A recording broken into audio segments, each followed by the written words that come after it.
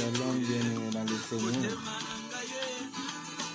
Nous sommes dans la joie de pouvoir réellement nous retrouver une fois encore dans notre émission Que la Bible parle, une émission qui vous est présentée par votre bien-aimé, le pasteur Philippe Mukenge. Nous saluons tous les bien-aimés qui communient avec nous, que le Seigneur leur soit favorable, que le Seigneur puisse réellement les bénir, que le Seigneur puisse les assister.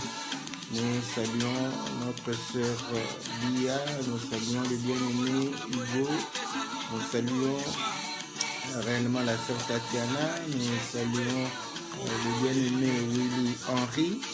Nous saluons le bien-aimé Jean Longo, nous saluons le bien-aimé Jean-Henri, Jean-André, nous saluons la sœur Cathy, nous saluons tous ceux qui soutiennent réellement l'œuvre de Dieu au travers réellement leur participation, que le Seigneur leur soit très très favorable. Nous sommes dans la joie de pouvoir réellement nous retrouver. C'est votre émission Que la Bible parle, une émission qui vous est présentée par votre serviteur, le pasteur Philippe Mukenge. Nous saluons aussi le bien-aimé Patrick Kwasi, Francis, que le Seigneur vous bénisse. Nous saluons l'homme de Dieu Maurice, nous saluons le bien-aimé Télé. Donc, comme vous le savez, nous allons répondre à la question de nos bien-aimés sur Zachée qui va pouvoir monter sur le sycomore. Donc, il voulait savoir ce que cela voulait dire. Que le Seigneur vous soit favorable, que le Seigneur vous bénisse. Donc, nous sommes dans la joie de pouvoir réellement nous retrouver car nous croyons que Dieu est celui qui accorde ses faveurs à tous ses enfants. Notre prière est que le Seigneur puisse réellement vous être favorable, qu'il puisse vous toucher là où vous êtes, répondre à vos préoccupations, que Dieu puisse apporter la paix, la joie dans vos cœurs, car nous croyons qu'il est le véritable Dieu qui apporte toutes choses dans la vie de tout un chacun de nous. Voilà, bien-aimés dans le Seigneur, nous croyons à la puissance de Dieu, nous croyons réellement que Dieu est capable de pouvoir accorder les choses que nous espérons, que nous n'avons pas encore vues, que nous n'avons pas encore palpées, et il est capable de les appeler à l'existence parce qu'il a appelé les choses visibles à l'existence à partir de ce qui est invisible. Que le Seigneur soit réellement favorable au cri de tout un chacun, que le Seigneur puisse vous apporter selon vos besoins, vos désirs, selon votre situation, que Dieu puisse vous assister en toutes choses dans le nom puissant et glorieux de notre Seigneur Jésus. Donc, comme on l'a dit, donc nous allons répondre à deux questions. Une question qui nous a été posée par notre bien-aimé Jean-André du Canada, qui nous a posé la question de pouvoir expliquer l'histoire des Zachée, n'est-ce pas, donc qui va pouvoir monter sur le sycomore. Donc, sans plus tarder, nous allons lire l'écriture. Donc, c'est dans le livre de Luc au chapitre 19. Luc chapitre 19, la Bible dit ceci, je lis. Jésus étant entré dans Jéricho, traversait la ville, et voici un homme riche appelé Zachée, chef des publicains, cherchait à voir qui était Jésus. Mais il ne pouvait y parvenir à cause de la foule, car il était de petite taille. Il courut en avant et il monta sur un sycomore pour le voir parce qu'il devait passer par là. Et lorsque Jésus fut arrivé à cet endroit, il leva les yeux et lui dit « Zachée, hâte-toi de descendre, car il faut que je demeure aujourd'hui dans ta maison. » Zachée se hâta de descendre et le reçut avec joie. Voyant cela, tous murmuraient et disaient « Il est allé loger chez un homme pécheur. » Mais Zachée, se tenant devant le Seigneur, lui dit « Seigneur, j'ai je donne aux pauvres la moitié de mes biens, et si j'ai fait tort de quelque chose à quelqu'un, je lui rends le quadruple. Jésus lui dit, le salut est entré aujourd'hui dans cette maison, parce que celui-ci est aussi un fils d'Abraham, car le Fils de l'homme est venu chercher et sauver ce qui était perdu. Voilà, que le Seigneur nous soit très favorable, que le Seigneur puisse réellement vous accorder tout ce dont vous avez besoin. Nous saluons le bien-aimé Joël d'Algérie, le bien-aimé Lambus d'Israël, que le Seigneur vous soit très très favorable. Et tous ceux qui ont pu réellement nous joindre à cet instant. Donc nous allons parler de Zachée et du sycomore. Donc vous allez comprendre que le Seigneur va arriver à Jéricho, et de là, Zachée était un homme riche, il était chef des publicains. Donc nous comprenons que c'était un homme qui était puissant, un homme qui avait le pouvoir.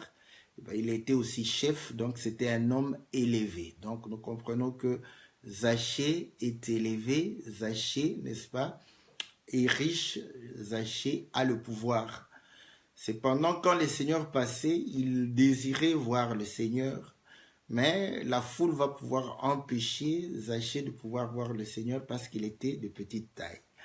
Et il va pouvoir courir devant et monter sur le sycomore, sachant que le Seigneur devrait passer par là. Quand le Seigneur arrive, le Seigneur lève les yeux et dit à Zachée de pouvoir descendre du sycomore.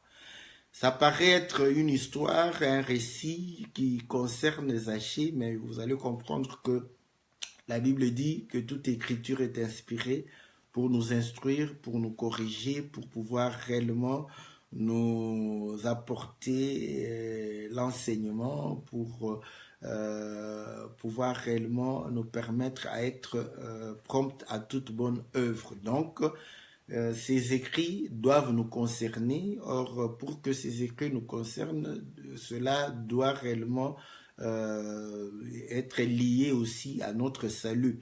Or, nous comprenons que c'était le salut des Zachée, et le Seigneur va pouvoir dire à Zachée à la fin que véritablement le salut est entré dans cette maison. Pourquoi? Parce que dans cette maison, celui-ci est fils d'Abraham. Et c'est que le Seigneur est venu, il est venu chercher ce qui était perdu. Donc, il fallait être dans la maison afin de pouvoir réellement bénéficier du salut. Donc, si tu n'étais pas dans la maison, le Seigneur ne va pas pouvoir réellement chercher à te récupérer, parce que il n'est pas quelqu'un qui prend ce qui ne lui appartient point. Et voilà pourquoi le Seigneur dit dans le livre de Jean, n'est-ce pas, chapitre, je crois, 10, il dit ceci, si je ne me trompe pas, voilà, Jean, voilà, chapitre 10, il dit, au verset 2, le portier lui ouvre et les brebis entendent sa voix. Il appelle par leur nom et les brebis qui lui appartiennent et il les conduit dehors. Lorsqu'il a fait sortir tous ses brebis, il marche devant elles et les brebis le suivent parce qu'elles connaissent sa voix. Donc vous voyez, le Seigneur est en train de pouvoir démontrer que si une brebis suit le Seigneur, parce que la brebis connaît la voix de son berger. Donc il faut avoir connu la voix pour pouvoir réellement suivre la voix du berger. Donc vous allez comprendre que le Seigneur vient pour pouvoir réellement récupérer ce qui a été perdu. Et Zachée, n'est-ce pas, nous comprenons qu'il était perdu. Voilà pourquoi il était un publicain, il était chef des publicains. Or, vous allez comprendre que le publicain, c'était les gens de mauvaise vie. Donc, Zachée était quelqu'un qui avait une mauvaise vie. Donc, voilà, mais il a eu le désir de pouvoir rencontrer le Seigneur. Écoutez maintenant, son histoire réellement va pouvoir nous permettre de comprendre ce qui se passe aussi dans nos vies. Zachée était riche et il était élevé. Donc, pour cette description, c'est que Zachée était grand. Hein. Zachée était grand, il était ce qui est élevé et grand, ce qui est celui qui est riche, il est puissant. Et vous allez comprendre que celui qui est puissant, il est fort, il est grand, il est donc voilà. Mais cependant, dans la réalité des choses, il était petit. Donc, vous allez comprendre que il s'est rendu compte qu'il était petit lorsque la foule, n'est-ce pas, a entouré le Seigneur. Parce que je vous dis, même dans la psychologie de ceux qui sont de petite taille, ils ne se croient pas être de petite taille, surtout quand ils ont le pouvoir, quand ils ont l'argent, quand ils sont chefs. Donc, voilà pourquoi dans l'histoire, vous allez comprendre que certains grands ont été des petites de taille. Donc, Napoléon, Hitler, donc, je cite comme ça, mais ces gens-là, vous allez croire qu'en eux, ils se sentaient petits. Ils se croyaient grands, donc ils se voyaient grands. Donc, voilà, donc, il était chef, donc il se voyait grand. Mais pour voir le Seigneur, il s'est rendu compte qu'il était petit. Donc, c'est là où nous disons que pour voir le Seigneur, il faut que nous devenions petits. Or, lorsque vous devenez petit, à ce moment-là, pour le voir, il faut être aidé. Voilà pourquoi il est allé vite, il s'est dit non, si je demande l'aide aux hommes ici, chacun veut voir le Seigneur, alors moi, ils n'auront pas le temps de pouvoir m'aider à voir le Seigneur. Il est allé monter sur l'arbre et lorsqu'il va pouvoir monter sur l'arbre, il aura la possibilité de pouvoir voir le Seigneur. Et arriver là-bas, écoutez, je suis en train encore de répéter le récit. Je le répète parce que c'est important, on va pouvoir monter. Et lorsque le Seigneur arrive là-bas, le Seigneur lève les yeux. Donc, nous comprenons que Zachée qui, naturellement, était une personne ayant de l'autorité parce qu'il était chef des publicains, était quelqu'un qui avait le pouvoir parce qu'il était riche. Donc, c'était quelqu'un qui était considéré, il était grand, n'est-ce pas, dans la société. Mais lorsque le Seigneur vient, c'est là où il se rend compte qu'il est petit. Et là, pour pouvoir voir le Seigneur, il va monter sur le sycomore. Et arrivé là-bas, le Seigneur va lever les yeux. C'est important, le Seigneur lève les yeux et regarde Zachée de haut. Il regarde Zachée de haut et puis il dit à Zachée, descends. Oh, ça c'est bon. Il dit à Zachée, descends, et Zachée va devoir descendre afin qu'il le loge dans sa maison. Et il va pouvoir recevoir le Seigneur dans sa maison. Une fois que le Seigneur est dans la maison, vous savez que tout le monde avait critiqué pour dire que voilà, c'est un publicain, c'est quelqu'un de mauvaise vie, tout ça. Et Zachée va pouvoir dire que non, en tout cas, je vais prendre la moitié de mes biens et donner aux pauvres. Et tout celui à qui j'ai pris son argent, je lui rends au quadruple. Et le Seigneur dit, ah, en tout cas, celui-ci est réellement fils d'Abraham. Voilà pourquoi il certifie que le salut est entré, n'est-ce pas, dans la maison des Zachée. Voilà, donc tout le monde aimerait peut-être être Zachée, mais vous allez comprendre que oui, Zachée étant fils d'Abraham, il représente, or la Bible dit que ceux qui sont descendus d'Israël ne sont pas tous israélites. Donc nous comprenons, pour être fils d'Abraham, il faut être fils d'Israël, fils d'Isaac, et c'est comme ça qu'on est fils d'Abraham. Donc, étant réellement fils d'Abraham, nous comprenons que nous sommes aussi Israël, qui est le fils d'Abraham. Voilà, donc dans cette qualité, nous comprenons que il parlait de nous. Or, vous allez comprendre que avant de rencontrer le Seigneur, on se croyait quelque chose parce que on se confiait en la chair et on s'estimait réellement être capable de tout, être suffisant par rapport à nous-mêmes.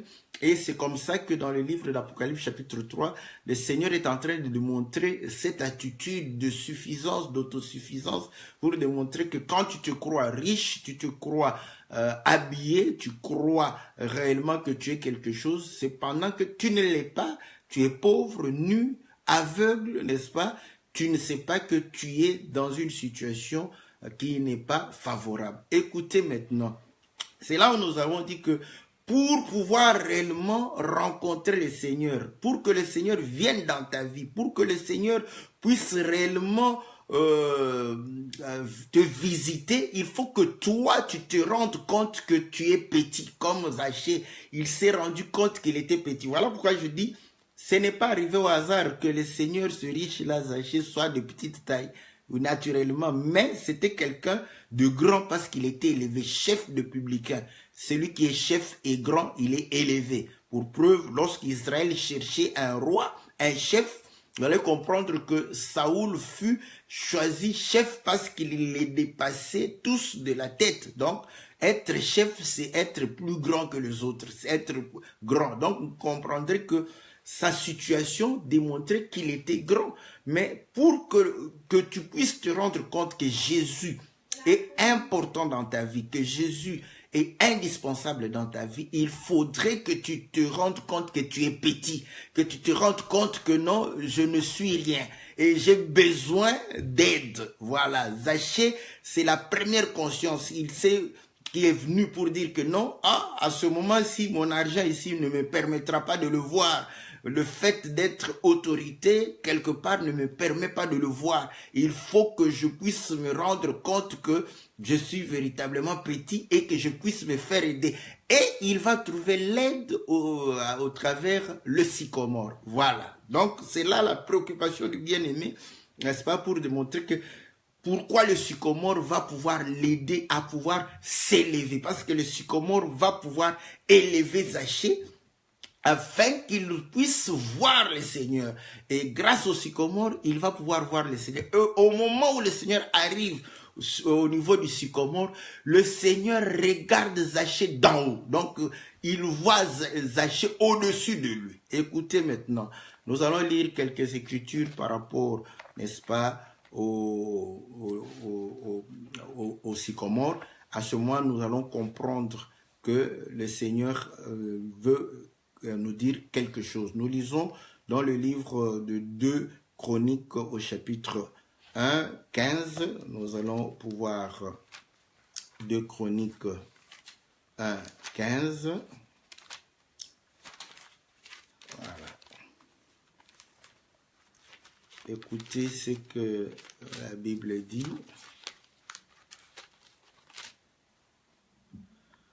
Je commence au verset 15. Le roi rendit l'or, l'argent et l'or aussi communs à Jérusalem que les pierres, et les cèdres aussi communs que les sycomores qui croissent dans la plaine. Donc, cette écriture nous démontre que l'or et l'argent qui étaient précieux, qui avaient de la valeur, Salomon va rendre cela. Nous saluons notre ami Augur. Salomon va pouvoir rendre cela aussi commun que la pierre. Or, la pierre, on peut la ramasser, n'est-ce pas? Rappelez-vous quand les pharisiens venaient, n'est-ce pas, pouvoir réellement au baptême de Jean, et que les gens vont pouvoir dire que non, race de vipères, qui vous a appris à fuir la colère, ne savez-vous pas de ces pierres? Donc on peut ramasser les pierres partout. Voilà pourquoi lorsque le Seigneur parlait que les gens n'étaient pas du tout contents de ce qu'il disait, il pouvait ramasser. Donc la pierre se ramasse, l'argent ne se ramasse pas, l'or ne se ramasse pas. L'or se cherche, l'argent se cherche. Donc nous comprenons que l'argent et l'or sont précieux. Nous saluons le bien-aimé, le pasteur Jojo, que le Seigneur vous soit favorable, ainsi aussi l'homme de Dieu fortuné, n'est-ce pas, que le Seigneur vous soit favorable. Donc vous allez comprendre que l'argent et l'or sont précieux, ont de la valeur, mais il rend ça commun comme, n'est-ce pas, la pierre. Et la Bible dit que le cèdre comme le sycomore. Donc, vous allez comprendre que le cèdre est précieux. Voilà pourquoi il va pouvoir réellement rendre cela accessible comme le sycomore. Donc le sycomore, c'est un arbre qui est accessible, qu'on peut trouver par n'importe qui. Donc ça représente le petit peuple. Mais le cèdre, vous allez comprendre que le cèdre, c'est le bois, n'est-ce pas, qui a de la valeur. Voilà pourquoi lorsque nous lisons, n'est-ce pas, dans Zacharie, chapitre 11, Zacharie chapitre 11, la Bible dit ceci, dans le livre de Zacharie, voilà.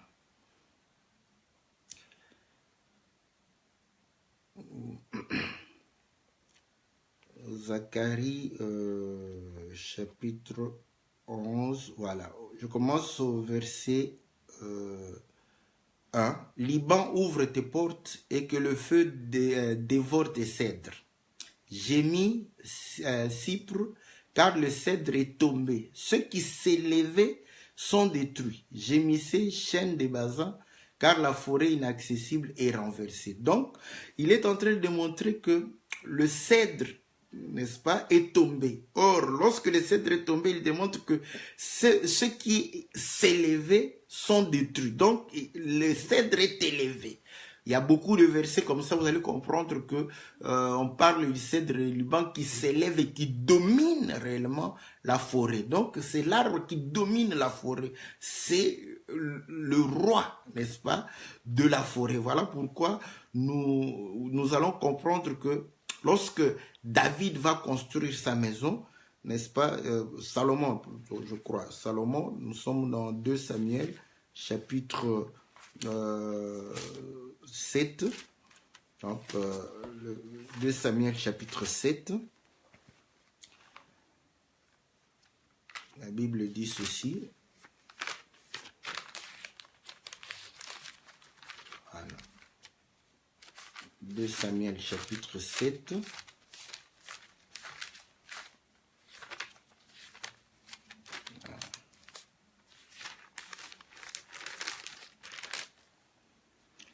au verset, je commence au verset 1. Lorsque le roi habita dans sa maison et que l'Éternel lui eut donné du repos, après l'avoir délivré de tous les ennemis qui l'entouraient, il dit à Nathan le prophète, vois donc que j'habite dans une maison de cèdre et l'arche de Dieu habite au milieu d'une tente. Donc, vous voyez, la maison royale, la maison de David était une maison de cèdre. Donc, le cèdre, c'est le bois royal. C'est pour montrer la royauté, ce qui est élevé, ce qui est réellement glorieux. Et lorsque nous lisons l'Écriture, nous comprenons que dans l'Écriture, on est en train de pouvoir démontrer que Salomon a rendu, n'est-ce pas, le bois de cèdre aussi commun que le bois de sycomore. Donc à ce moment, nous comprenons que ce qui est élevé, n'est-ce pas, est devenu aussi commun que ce qui est abaissé. Donc le sycomore, c'est le synonyme de ce qui est abaissé, de ce qui n'est pas noble, de ce qui est vil. Voilà, un bois commun, un bois de tout le monde, un bois que tout le monde peut utiliser. Mais le cèdre, c'est un bois qui est utilisé, n'est-ce pas, par le roi, ceux qui sont élevés. Donc nous comprenons que ce qui a élevé Zaché, c'est ce qui a été abaissé, c'est ce qui est vil, ce qui est commun, ce qui est abaissé. Donc le sycomore va pouvoir permettre à Zaché de pouvoir être élevé.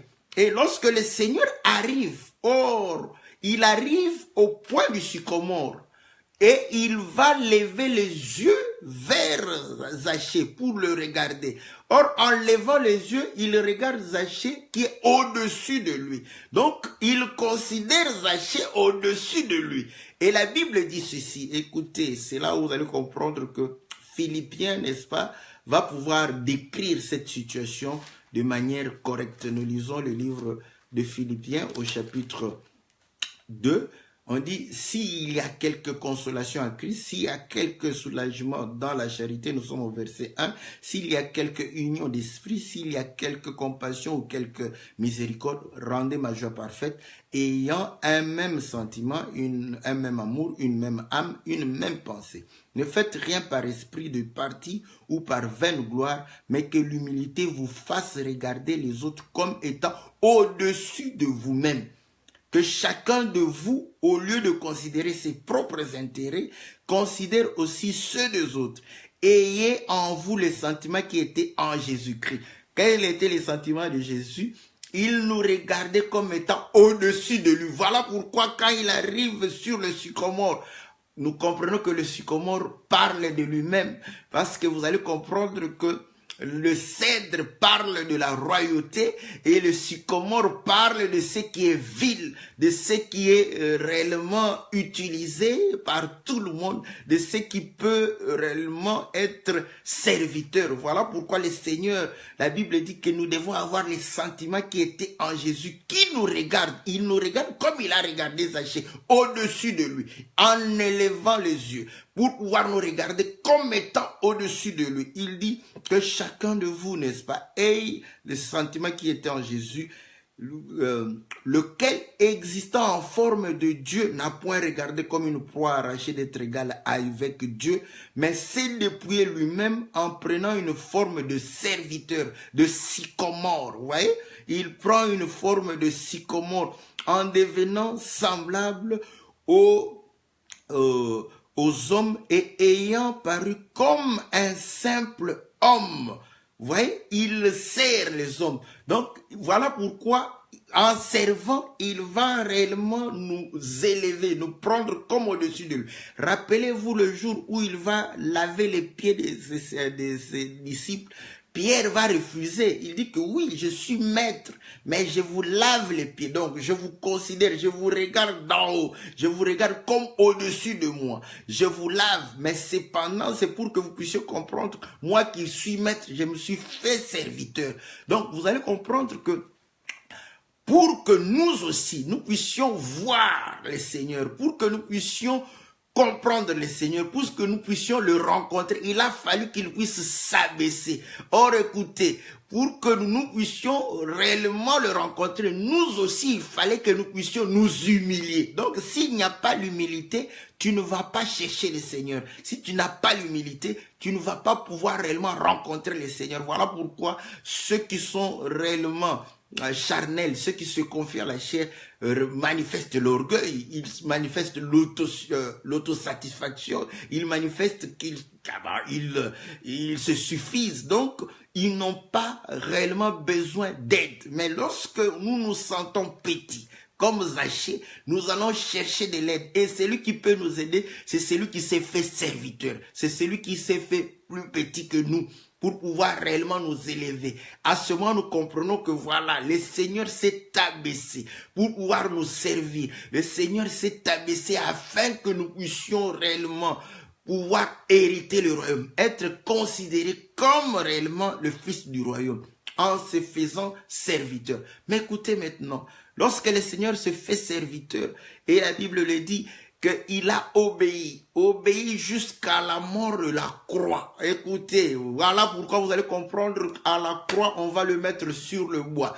Il fallait que Zachée se retrouve sur le bois, afin de pouvoir réellement rencontrer le Seigneur, afin de pouvoir voir le Seigneur, afin de pouvoir savoir qui est le Seigneur, parce qu'il avait envie de savoir qui est le Seigneur Jésus. Donc, le rendez-vous est au bois. Et là, vous allez comprendre que lorsque nous nous retrouvons au bois, c'est afin que nous soyons crucifiés avec lui, afin que nous puissions mourir avec lui, afin que nous puissions souffrir avec lui et que nous puissions aussi régner avec lui. Et là, vous allez comprendre que une fois que le Seigneur, n'est-ce pas, nous l'avons vu et il nous a vus, il dit, descends.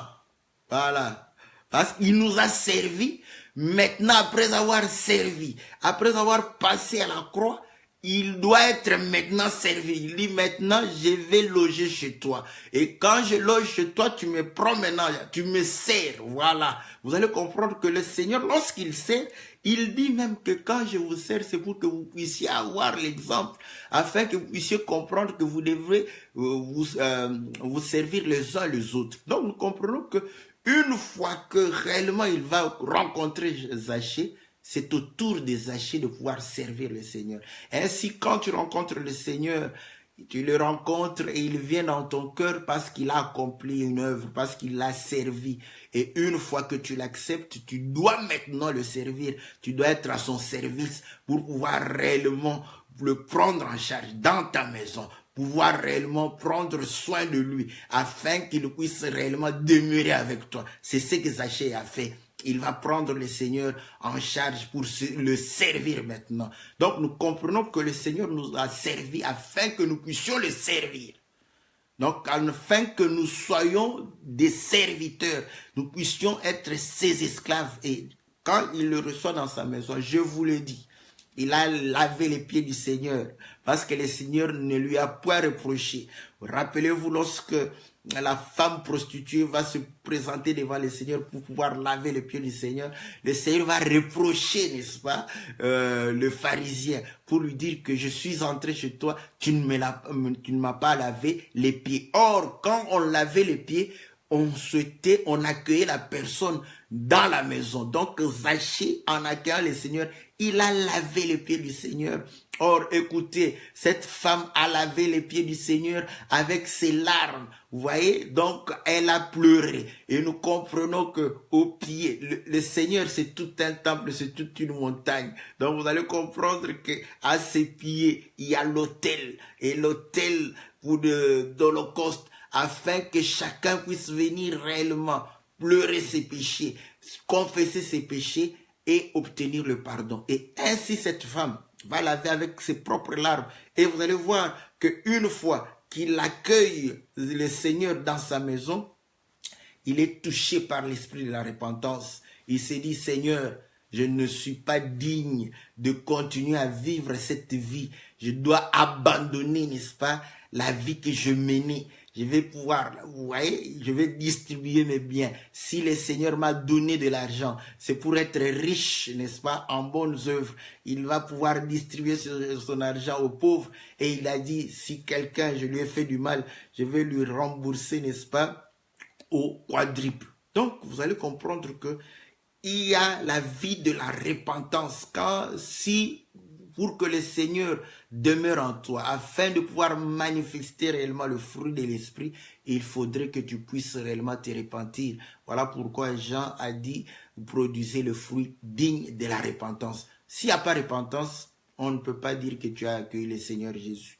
La repentance, c'est quelque chose qui est palpable, qui se voit. Ce ne sont pas des discours, n'est-ce pas? Parce que nous sommes champions en discours, mais cependant, lorsque on nous regarde, nous ne manifestons aucun fruit. Vous allez comprendre que le fruit, c'est ce qui est, n'est-ce pas, visible. C'est la révélation même de l'arbre. Donc, le fruit doit être manifeste afin qu'on voie, qu'on lise, qu'on comprenne que le Seigneur nous a visités. Donc, vous allez comprendre que à ce moment-là, le Seigneur va pouvoir déclarer que celui-ci est fils d'Abraham. Lorsqu'Abraham vit le Seigneur, il se prosterna. Lorsque nous voyons le Seigneur devant la parole, nous devons nous prosterner. Lorsque nous sommes devant la parole, nous devons réellement prendre la gloire de la chair et pouvoir réellement, n'est-ce pas, donner gloire au Seigneur et nous dépouiller de cette gloire. Voilà comment est-ce que Zaché, n'est-ce pas, a pu rencontrer le Seigneur au travers le sycomore. Le sycomore ne parle que du Seigneur lui-même qui, pour pouvoir nous donner la vie éternelle, nous permettre de retourner à la maison, il a dû réellement nous servir afin que nous puissions réellement accéder. Et une fois dans la maison, nous devons servir le Seigneur. Tout celui qui rencontre le Seigneur, qu'il sache qu'il est obligé de pouvoir servir le Seigneur, car nous devons être au service de notre Dieu. Voilà ce que nous pouvons dire par rapport, n'est-ce pas, à cet aspect du sycomore que Zaché a dû réellement emprunter pour pouvoir voir le Seigneur. Maintenant, une autre question, c'est un bien-aimé qui nous a posé, Edo, pour dire que comment le Seigneur parle des richesses injustes, quelles sont ces richesses injustes. Nous sommes dans le livre de Luc chapitre 16, et comme vous savez, Zaché, quelqu'un de publicain, certainement, il a dû aussi s'enrichir avec des moyens illicites. Donc, nous pouvons faire la transition plus facilement. Nous sommes dans le livre de Luc chapitre 16. Je commence au verset 1. Jésus dit aussi à ses disciples, un homme riche avait un économe qui lui fut dénoncé comme dissipant ses biens. Il l'appela et lui dit, qu'est-ce que j'entends dire de toi? Rends compte de ton administration car tu ne pourras plus administrer des biens. L'économe dit en lui-même, que ferai-je puisque mon maître m'ôte l'administration de ses biens? Travailler la terre, je ne le puis. Mendier, j'en ai honte. Je sais ce que je ferai parce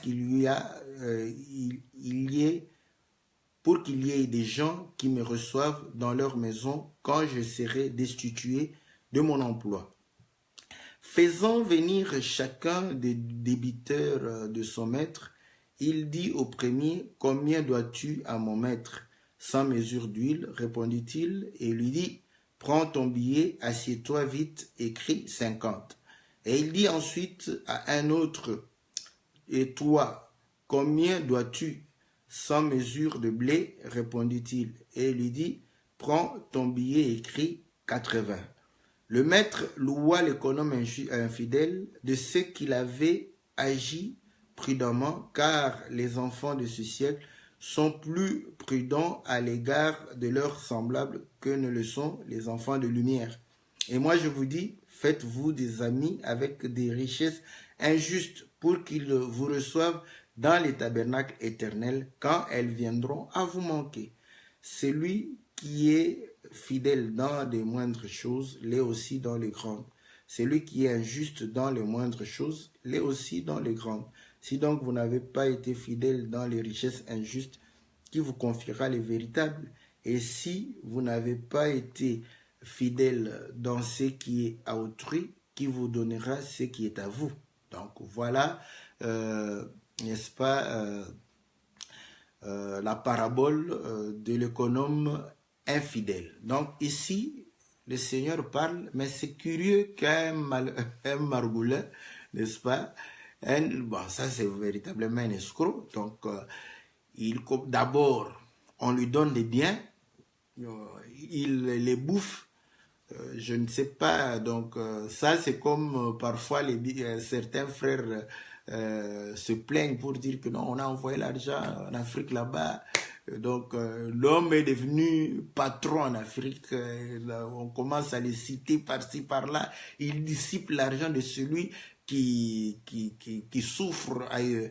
Donc voilà, mais vous allez comprendre que naturellement beaucoup de gens ont été déçus et ils n'ont pas loué ceux qui ont dissipé leur argent. Donc, mais ici, quand on veut le destituer, l'homme s'est dit, oh là, bientôt je n'aurai plus la gestion de ces biens, donc qu'est-ce que je dois faire? Bon, il ne pouvait pas travailler la terre, donc il s'est dit, bon, moi déjà, vous voyez, il avait la renommée, donc je ne peux pas mendier, donc c'est me rabaisser. Donc je ne peux pas, qu'est-ce que je vais faire? Bon, comme il était malin, il s'est dit, bon, tu as combien? 100. Je te donne, mets 50. Voilà. Toi, tu as combien? 100. 80. C'est une parabole, donc nous comprenons que tout ce qui s'est fait est symbolique par rapport réellement à l'instruction. Or, vous allez comprendre une chose. Je prends encore une autre parabole de deux fils qui étaient dans la maison. Un va prendre l'héritage, vous voyez. Il dit, non, non, papa, donne-moi l'héritage. On lui donne l'héritage et il va pouvoir dissiper cela. Après avoir dissipé, il va pouvoir se rendre compte que non, non, non, non. Je dois rentrer dans la maison. Et quand il va rentrer dans la maison, il va pouvoir demander pardon et on va pouvoir réellement l'accueillir et l'accueillir et pouvoir le pardonner. Donc, ça nous permet de comprendre qu'il a eu des biens qu'il a dû dépenser, n'est-ce pas? Et l'autre est resté dans la maison. Je ne veux pas expliquer l'autre parabole, mais je prends cela pour qu'on puisse comprendre quels sont les biens qui nous ont été donnés et que nous dissipons et que le Seigneur Lorsqu'il vient réclamer cela. Donc, vous allez comprendre que cet homme va pouvoir réellement négocier avec celui qui a le blé et avec celui qui a l'huile. Or, nous savons que l'huile sert à pouvoir oindre, n'est-ce pas? Donc, l'huile sert à oindre le roi, à oindre les sacrificateurs, à pouvoir oindre, n'est-ce pas, ceux qui sont consacrés à Dieu. Donc, toutes ces choses ne se font pas au hasard. Et là, il lui dit, écris 50. Et l'autre, pour le blé, il dit, écrit 80. Or, le blé sert à pouvoir faire le pain. Or, le Seigneur lui-même va pouvoir, dans le livre de Jean, chapitre 6, multiplier les pains. Et lorsque les gens vont commencer à pouvoir le suivre pour manger le pain physique, il va pouvoir comprendre, il dit, non, pourquoi beaucoup de gens aiment me servir lorsqu'ils ont des biens matériels? Or, vous allez comprendre qu'il n'a point changé. Il est le même hier, aujourd'hui, éternellement. Voilà pourquoi nous aussi, nous amenons les regards des gens vers ce qui ne périt point. Mais cela voudrait dire que nous ne croyons pas que le Seigneur peut nous être favorable en nous accordant le pain, le vêtement, en nous donnant la santé, la guérison. Nous croyons à ces choses et nous croyons que c'est son obligation. Et nous croyons comme étant les enfants de la maison, nous n'avons pas à pouvoir nous inquiéter. Donc, prenons l'exemple de nos enfants. Ils ne s'inquiètent pas. Ils demandent quand ils trouvent que, par exemple, à manger, ça tarde. Là, ils vont demander, mais on ne va pas manger aujourd'hui. Donc, voilà, parce qu'ils sont sûrs qu'ils doivent manger. Donc, voilà, ils ne s'inquiètent pas. Dès qu'ils se lèvent le matin, ils n'ont pas à pouvoir faire trop de boucan pour dire que nous devons manger aujourd'hui. Ils savent qu'ils vont manger. Et lorsqu'ils rentrent de l'école, de leurs activités, et qu'il n'y a pas la nourriture, ils demandent. Et ils le demandent avec assurance, parce qu'ils savent que les parents ont. Et le Seigneur dit que mais si vous demandez à vos pères, le Père vous leur donnez, il vous le donne, et puis il vous donne le poisson, il vous donne tout. À combien plus forte raison? Donc nous croyons que le Seigneur donne ces choses-là. Donc, le Seigneur, en donnant le pain, il savait que là, tout le monde va pouvoir le suivre et il va pouvoir s'éclipser. Les gens vont faire tout pour pouvoir rencontrer le Seigneur parce qu'ils ont besoin de mariage, parce qu'ils ont besoin de travail, parce qu'ils ont besoin de promotion, parce qu'ils ont besoin de guérison. Là, vous allez comprendre qu'ils vont tout faire pour rencontrer le Seigneur et ils vont même prendre les pirogues, les navires pour pouvoir traverser parce que le Seigneur avait pris, n'est-ce pas, il avait déjà traversé de l'autre côté. Ils vont pouvoir le suivre et arriver, croyant que le Seigneur serait impressionné par le nombre. Le Seigneur n'est jamais impressionné par le nombre. Et non, mais nous te cherchons, non, vous parce que vous avez mangé, vous me servez parce que... Et le diable le sait, il va aller demander... Lorsqu'il disait au Seigneur que Job te sert parce qu'il a des biens, vous croyez que le diable ne sait pas que si tu reçois les biens, tu vas commencer à louer le nom du Seigneur? Il le sait, il sait que c'est une louange des lèvres parce que ton cœur est attaché au bien matériel. Une fois qu'on touche à cela, tu vas maudire comme voyez la femme c'est la chair. Quand tu es attaché à Dieu pour le plaisir de la chair, quand il n'y en aura plus, tu maudiras ce Dieu. Voilà pourquoi la femme a même dit à Job, maudit ce Dieu et meurt. Donc vous allez comprendre que le Seigneur va pouvoir profiter. Parce que quand il te donne quelque chose, quand il te guérit, frère, s'il ne t'enseigne pas, la guérison que tu auras ne te servira à rien. Parce que tu seras guéri, mais le royaume de Dieu te sera fermé. Donc vous allez comprendre que quand le Seigneur fait un miracle, il veut amener quelqu'un à pouvoir s'attacher aux choses du royaume. Rappelez-vous le dit lépreux, lorsqu'ils sont allés, tous ont été guéris. Pourquoi un seul est revenu? Parce qu'un seul a compris que ma guérison ici physique doit me parler de la guérison de mon âme. Il est rentré vers le Seigneur en ce moment pour dire que si j'ai aujourd'hui reçu la guérison physique, c'est pour que je puisse te servir. Et le Seigneur va poser la question, où sont les 9 autres? N'ont-ils pas reçu leur guérison? Ceux-là sont venus pour la guérison de la chair et ils sont partis. Leur âme est restée malade. Leur âme est restée réellement dans la servitude du monde. Donc vous allez comprendre que ce sont des gens qui ont reçu des guérisons, qui ont reçu des miracles, qui ont reçu beaucoup de choses, mais ils sont restés serviteurs du diable. Écoutez, la femme qui était possédée par l'esprit de Python, vous croyez que cette femme s'est convertie? Elle a été délivrée, mais elle est restée inconvertie, une païenne. Donc, elle ne va pas hériter le royaume malgré la délivrance.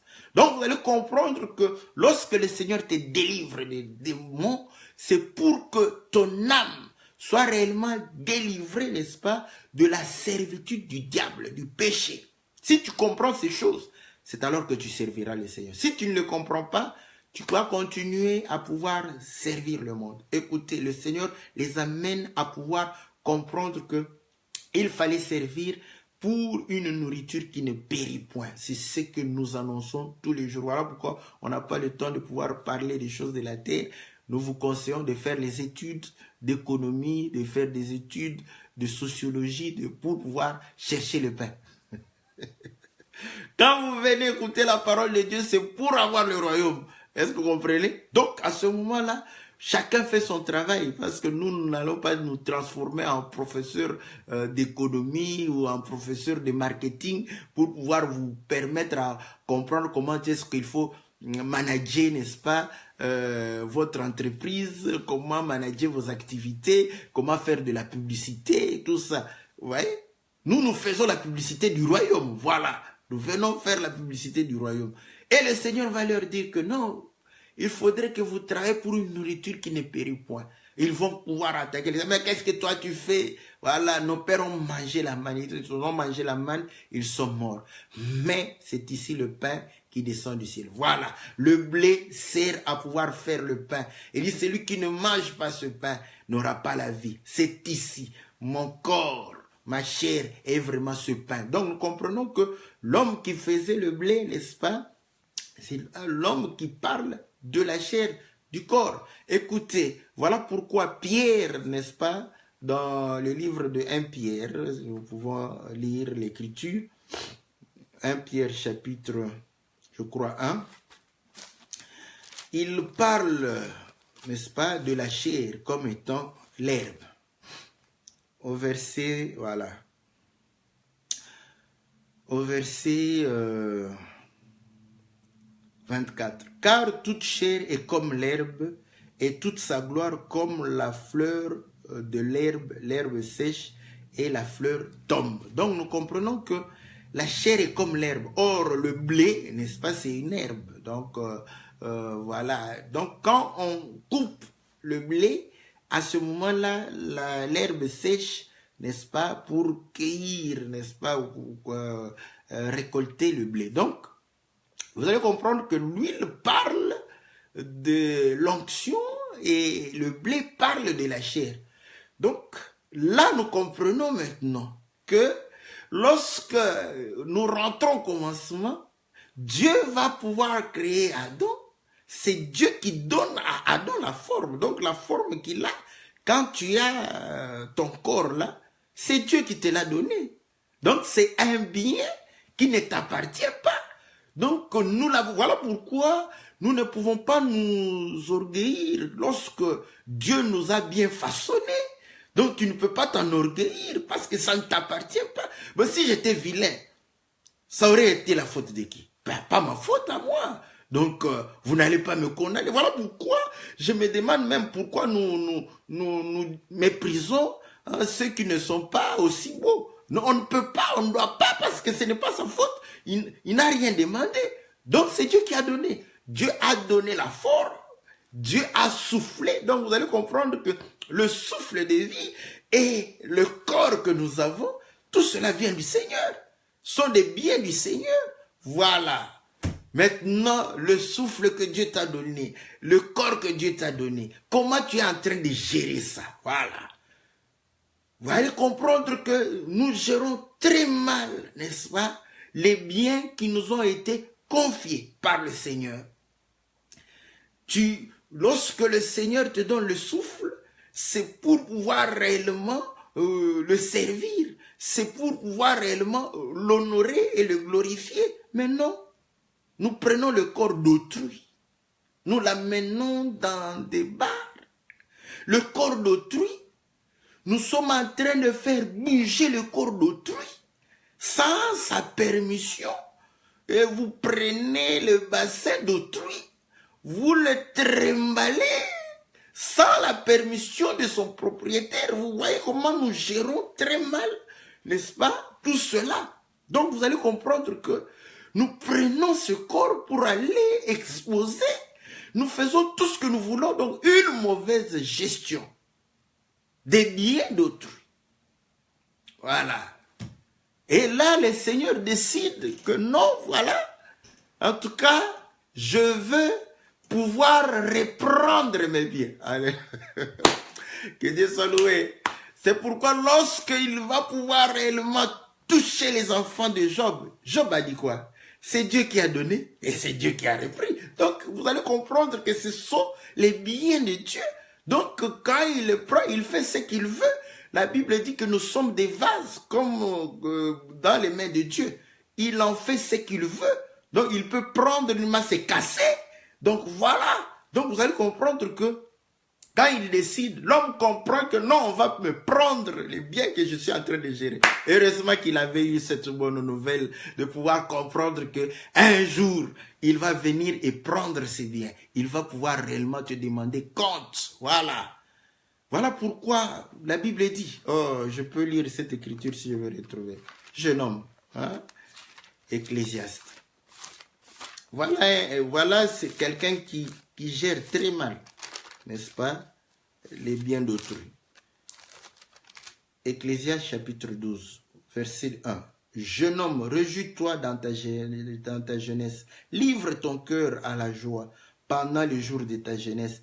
Marche dans les voies de ton cœur selon les regards de tes yeux. Mais sache que pour tout cela, Dieu t'appellera en jugement. Voilà. Tu rendras compte. Dieu va te... Voilà. Mais l'homme était... Quand il a compris que non, on va me juger. On va pouvoir réellement me demander compte. Il a regardé, il a dit non. Est-ce que je peux cultiver la terre? Il a compris qu'en cultivant la terre, il aura difficile parce que le papa de Noé, il a rendu compte que non, nous sommes fatigués du travail des mains que produisent la terre. Il dit non, je ne peux pas travailler la terre. Mendier, j'aurais honte de pouvoir mendier. Non, je dois me faire ami, voilà. Il s'est dit que vaut mieux que je me fasse ami de celui qui a la maîtrise de l'huile et du blé. Vous voyez comment? Il a dit non, en tout cas je dois faire. Là-bas il dit, voilà, là vous allez comprendre que il écrit 50 pour l'huile. Ce n'est pas vain, Dieu ne fait rien au hasard, tout est calculé. Or, nous avions dit que l'huile est pour l'onction. Le Seigneur a dit, l'Esprit de l'Éternel m'a oint. Donc, nous comprenons que c'est par rapport à l'Esprit. Et vous allez comprendre que le Saint-Esprit a été donné, n'est-ce pas, pendant la fête de moisson. Or, cette fête de moisson, c'est la fête de 50 semaines. Ça s'est fait après 50 jours, pas 50 semaines. 50 jours. Donc, vous voyez, 50 jours après, c'est la fête, n'est-ce pas, de moisson. Or, écoutez, il dit à celui qui fait le blé, qui travaille le blé, non, toi, 80. Nous allons lire. Pourquoi 80? Nous lisons dans le livre de Psaume. Psaume 90 ou Psaume 90, n'est-ce pas? Psaume de Moïse. Prière de Moïse, homme de Dieu. Je lis le verset 3. Tu fais rentrer les hommes dans la poussière et tu dis, fils de l'homme, retournez. Je saute au verset... voilà. tu les emportes semblables à un songe qui le matin passe comme l'herbe, elle fleurit le matin, elle passe, on la coupe le soir et elle sèche. Nous sommes consumés par ta colère et ta fureur nous épouvante. Tu mets devant toi nos iniquités et à la lumière de ta face nos fautes cachées. Tous nos jours disparaissent par ton courroux. Nous voyons nos années s'évanouir comme un son. Les jours de nos années s'élèvent à 70 ans. Pour le plus robuste, à 80 ans. Voilà. Vous voyez ici, on dit quand la chair est beaucoup plus robuste, c'est à 80 ans. Donc, vous allez comprendre que quand il dit 80, donc c'est par rapport à cela. Or, vous allez comprendre qu'à 80 ans, la chair doit disparaître. Or, la chair est comparée à l'herbe. La moisson, on coupe, n'est-ce pas, l'herbe. Quand on coupe, l'herbe sèche. Donc, nous comprenons que voilà pourquoi le Saint-Esprit, pour qu'elle soit donnée, il faut que la chair soit anéantie. Donc, c'est à la moisson. Quand on moissonne, or la chair est anéantie par l'œuvre de la croix. Voilà. Donc, voilà. Là, on est anéanti afin de pouvoir recevoir. Il s'est fait ami, n'est-ce pas, de celui qui avait, n'est-ce pas, faisait les affaires avec le blé et, n'est-ce pas, l'huile. Et là, vous allez comprendre. C'est par rapport à cela. Mais vous allez comprendre aussi le Seigneur. Le blé, c'est le pain, c'est la parole, n'est-ce pas? Et l'huile, c'est l'esprit. Voilà pourquoi le Seigneur dit que les paroles que je vous ai dites sont esprit et vie. Donc, vous allez comprendre que quand on se fait ami, voilà pourquoi ça peut se justifier. Parce que quand on commence avec richesse injuste, donc directement vous allez chez les juges, vous dites que non, bien mal acquis. Donc voilà, quand quelqu'un a des biens mal acquis, c'est que c'est le péché. Non. Bien mal acquis, nous allons-y. Parce que moi j'aime bien expliquer les choses de manière bien mal acquis. Pourquoi on dit bien mal acquis? Parce que il les a acquis de manière frauduleuse. Voilà. Cela voudrait dire quoi? Cela voudrait dire que ce qu'il a ne lui appartient pas. Donc, ok, déjà, si nous commençons à prendre que les richesses injustes, ce sont des choses qui ne nous appartiennent pas, ça nous enlève un peu l'esprit du voleur. Voilà, ça nous éloigne. Mais ça dit pratiquement la même chose. Et maintenant, vous allez comprendre que quand vous avez quelque chose qui ne vous appartenait point, donc c'est à autrui. Maintenant, si quelqu'un te donne, voilà, il te donne quelque chose, c'est que ça ne t'appartenait pas. Maintenant, tu vas comprendre que en prenant cette chose-là et que il te le donne et tu regardes, tu te dis, mais je ne mérite pas ça. Vous voyez, c'est un bien que tu prends, mais toi-même dans ton cœur, même, tu peux l'exprimer aussi pour dire que, en tout cas, je ne mérite pas ça. Voilà. Donc, quand tu dis que tu ne mérites pas, là, nous comprenons que c'est une faveur. Vous voyez comment est-ce que nous venons des biens injustes, des richesses injustes? La définition selon le monde, injustement acquis, tout ça, oui. Ce qui est injustement acquis, c'est ce qu'on ne mérite pas. Voilà. Ce que tu ne mérites pas peut être défini comme une faveur. Une faveur, nous ne la méritons pas. Donc, c'est injuste. Alléluia. Bon, je vais vous donner une écriture pour que vous puissiez voir que on peut parler de cela comme étant injuste. N'est-ce pas? Romains chapitre 9. Romains chapitre 9. La Bible dit ceci. Au verset, voilà. Je commence au verset 11. Car, au verset 10, et de plus, il en fit ainsi de Rebecca, qui conçut du seul Isaac, notre père, car quoique les enfants ne fussent pas encore nés et qu'ils n'eussent fait ni bien ni mal, afin que le dessein d'élection de Dieu subsistât sans dépendre des œuvres, par la seule volonté de celui qui appelle, il fut dit à Rebecca, l'aîné sera assujetti au plus jeune, selon qu'il est écrit, j'ai aimé Jacob, j'ai haï Ésaü. Que dirions-nous donc? Y a-t-il un Dieu de l'injustice? Voilà. Pourquoi cette question. Oui, parce qu'il n'y a pas eu d'œuvre. Pourquoi aimer l'un et haïr l'autre? Donc, l'amour qu'on donne à Jacob est immérité. Il ne mérite pas ça. C'est une grâce. Voilà. Donc, vous allez comprendre que la grâce peut être ressentie comme une injustice.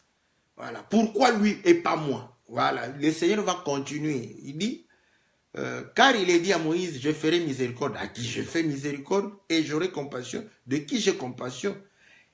Ainsi donc, cela ne dépend ni de celui qui veut, ni de celui qui court, mais de Dieu qui fait miséricorde.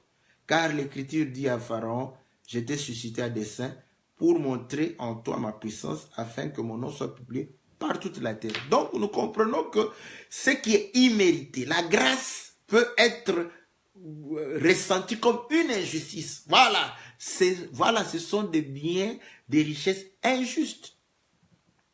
Donc nous comprenons maintenant que la grâce que nous avons, n'est-ce pas, le souffle de vie que nous avons, c'est pour servir le Seigneur. Le corps que nous avons, c'est pour servir le Seigneur. Donc, c'est pour rendre compte au Seigneur, servir le Seigneur selon réellement ses principes, selon ses recommandations. Et quand vous ne le faites pas, vous êtes un mauvais gestionnaire. Et comme il est dit, il y aura un temps où il demandera compte. Mais si tu n'es pas prudent, comme celui-ci, voilà pourquoi il a, lui, un économe injuste, mais qui a été apprécié. Et le Seigneur dit que voilà, les enfants, les margoulins, ils sont plus prudents, voyez, que ceux de lumière. Pourquoi? Parce que on ne comprend pas. On est en retard. Il faut se faire ami de celui qui a le blé et de celui qui a l'huile. Et c'est le Seigneur qui a ces choses. Nous devons être amis avec lui. Pourquoi? Parce que vous allez comprendre maintenant qu'on dit que lorsque le Seigneur reprendra, n'est-ce pas, le souffle de vie, quand cela te manquera,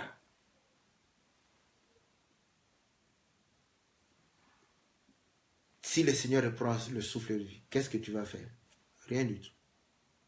Mais si tu es ami avec le blé, ami avec l'huile, la Bible dit qu'au moment où il le retira, c'est pour que tu en reçoives dans les tabernacles éternels. Or, la Bible nous démontre que nous sommes dans une tente. Cette tente est temporaire. Donc, nous avons une tente qui nous attend. Vous voyez? Donc, à ce moment-là, vous allez comprendre ce que le Seigneur dit, que celui qui perdra sa vie la retrouvera.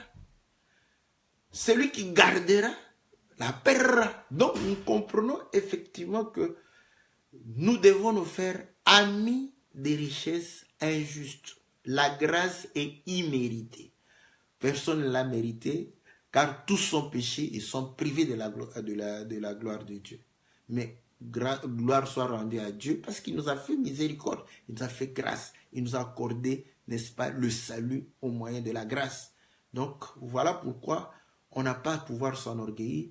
Nous nous attachons à celui, n'est-ce pas, qui a l'huile et qui a le blé, afin de pouvoir anéantir les désirs de la chair et marcher selon les désirs de l'esprit. Donc, vous allez comprendre que voilà pourquoi nous n'allons pas retourner, n'est-ce pas, au travail de la terre, n'est-ce pas, parce que travailler la terre, ça sera travailler avec nos mains. Or, le Seigneur nous demande de pouvoir entrer dans le repos. Donc, vous comprenez, afin de nous reposer de nos œuvres. Donc, cet homme-là, vous voyez, il gérait mal. Après, il s'est dit, non, non, je préfère être dans le repos.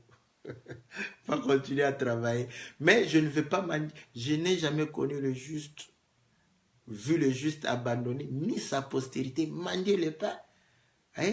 Donc, on ne mendie pas le pain parce qu'il y a le pain, le blé en abondance. Le Seigneur nous donne cela. Donc, voilà, bien-aimés dans le Seigneur, ce que nous pouvions dire par rapport à cela, n'est-ce pas? Que le Seigneur vous soit très très favorable. Nous saluons tous les bien-aimés qui nous ont rejoints, n'est-ce pas, après cela. Donc voilà ce que nous voulions dire, que pour que nous puissions véritablement servir le Seigneur, nous devons prendre conscience que la chair n'est rien, que nous ne sommes rien, que nous sommes petits devant le Seigneur, et se faire petit comme Zachée même si tu as des responsabilités, même si tu as l'argent, même si tu es quelqu'un, si tu n'as rien, parce qu'il y a, vous allez comprendre que des pauvres, ils vont voler parce qu'ils croient que c'est par leur effort qu'ils peuvent réellement se donner cette solution. Ils vont escroquer, tuer les gens. Donc, ils veulent trouver des solutions par eux-mêmes. Ils se croient suffire par eux-mêmes. Vous allez comprendre que c'est le même comportement que les riches ont lorsqu'ils ont beaucoup d'argent. Ils se sentent capables de pouvoir se gérer eux-mêmes. Donc, ça, vous allez comprendre qu'un pauvre matériel, un riche matériel peuvent avoir le même comportement vis-à-vis de Dieu. Ne pas avoir besoin de Dieu. Se croire quelque chose, quelqu'un, se croire capable de quelque chose. Or, on n'est rien. Voilà pourquoi il s'est humilié et le Seigneur l'a élevé parce que le Seigneur s'est abaissé pour nous servir. Et ainsi, il nous a considérés comme étant supérieurs à lui. Et lorsque réellement nous entrons dans les choses de Dieu, c'est pour servir le Seigneur. Voilà pourquoi il dit descends. Maintenant, tu dois descendre et me servir. Quand il te fait descendre du bois, c'est pour que tu puisses le servir. Nous passons par la croix et pour pouvoir servir le Seigneur dans sa maison, dans la maison, dans notre corps, n'est-ce pas, qui appartient au Seigneur. Faites-vous, les amis, des richesses injustes, car vous allez comprendre que la grâce et la miséricorde du Seigneur, n'est-ce pas, nous est accordée, n'est-ce pas, injustement, parce que peut-être que toi, tu as péché, Dieu te fait grâce, et quelqu'un se sanctifie par ses efforts, Dieu ne lui fait pas grâce. Donc, c'est de l'injustice ressentie par les hommes. Ce sont des biens injustes que nous devons réellement nous attacher à cela afin de pouvoir servir le Seigneur. Que Dieu vous soit très très favorable. On se retrouve pour cette émission que la Bible parle le mercredi prochain, n'est-ce pas? Et nous nous retrouvons lundi pour l'émission Louons l'Éternel. S'il n'y a pas d'empêchement, n'est-ce pas, nous allons nous retrouver.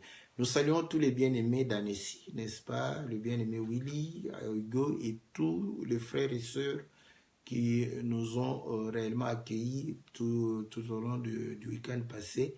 Que le Seigneur leur soit favorable. Nous leur portons dans nos cœurs. Que Dieu puisse leur accorder tout ce dont ils ont besoin. Nous les soutenons dans l'œuvre qu'ils sont en train de pouvoir faire. Et nous croyons que Dieu va les assister afin que cette œuvre puisse s'épanouir, que beaucoup puissent réellement se rendre compte qu'ils doivent monter sur le sycomore et rencontrer le Seigneur et pouvoir le servir et s'attacher, n'est-ce pas, à la grâce de Dieu, à la parole de vie que le Seigneur accorde gratuitement. Que Dieu vous soit favorable dans le nom puissant et glorieux de notre Seigneur Jésus. Amen.